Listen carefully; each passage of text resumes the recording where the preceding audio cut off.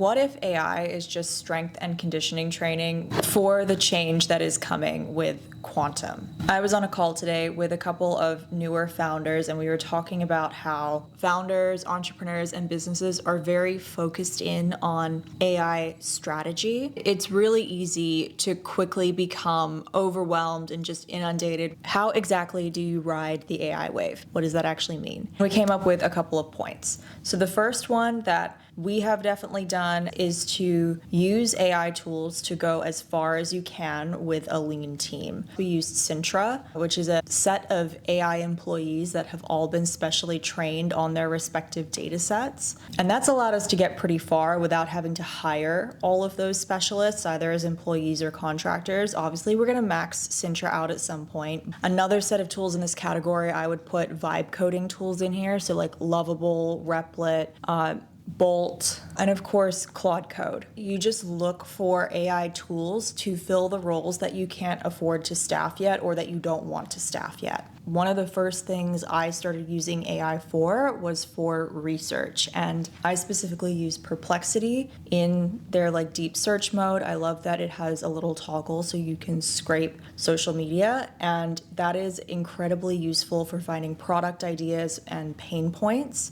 So if you're earlier on in your journey, it can save you a lot of iterations because you can just pull all the data in a couple of minutes. Next, we talked a little bit about agentic AI, and agentic tools are ones where you can actually have them do a task. They have control over your computer to some degree, and they can actually get things done, talk to different programs, and kind of orchestrate everything. And if you're not comfortable with something like OpenClaw or NemoClaw, you can definitely start with something like Anthropic's not Anthropic, oh my God, it's late here, guys. I'm filming this very late. You can start with something like Perplexity's Computer. That's the name of the product. You can start using these things to build out task automation without having to have any coding knowledge. And I think that's a really great place to start. It is kind of freaky. The first time I used Perplexity Computer, it was for something incredibly mundane. I had it look at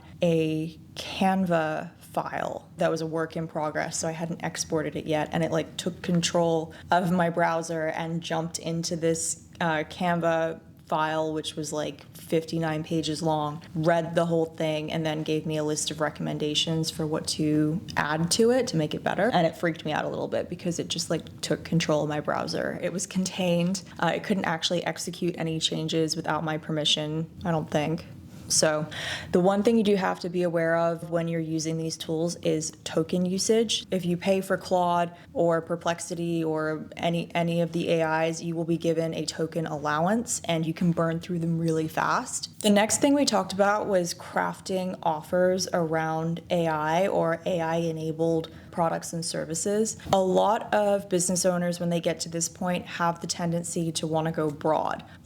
Hey, we can build this tool to do so many things, we should target this huge audience, because the barriers are so low to create these kind of general use products that there's more value in going more granular and niche and specific. That doesn't mean if you have a really specific product that's the only thing it will be used for, but I think it's the only way to find users. For example, today in a separate meeting, my co-founder and I were talking about one of our mergers and acquisition services. We buy businesses. One of the services we offer related to that is we will work with a small business to help get them ready to go to market and sell or to change ownership. We could go more broad. We could just say we do this for all small businesses, and I just don't think that's a viable market strategy. After looking at how people are searching, how they're buying, I think we need to go the other direction and be very specific. We might be specific to the point of saying we are going to work with small businesses that have gone through the SBIR program and specifically offer hardware solutions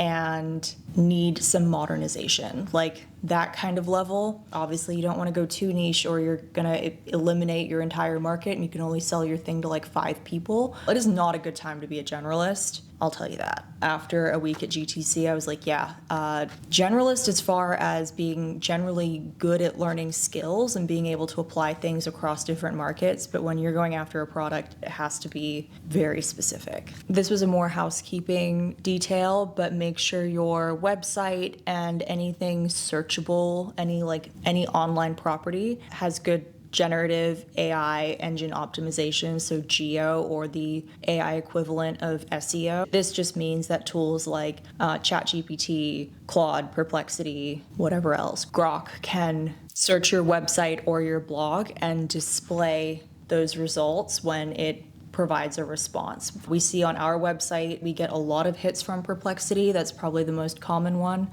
but we see ChatGPT in there sometimes too. Then this next one, definitely near and dear to my heart, and that is if you have a business, you have a founder-led brand. That's just the reality in 2026. If you're established and you're like, yeah, we're Coca-Cola, what are you talking about? Like, we're fine. That doesn't count. If you're new or if you are small, you pretty much have to be a founder-led brand. And the day you launch your product or your service is not the day you start posting. We have been posting during the building process, maybe not build in public per se, but definitely like building just slightly off camera. And that has definitely helped. I wish we started sooner. We started sooner than most, and I wish we had started from day 0 when it was but an idea and a pitch deck. That's when you should start. For us, there wasn't really any value to being in stealth mode. The reason this is so important to do now and to do quickly is because that window to build trust with an organic audience is closing very quickly. All the marketing gurus are saying like it's 12 months, it's 18 months. I don't know how many months we have left, but we are talking months. The second kind of benefit, but equally important, is that building that audience and that community gives you distribution.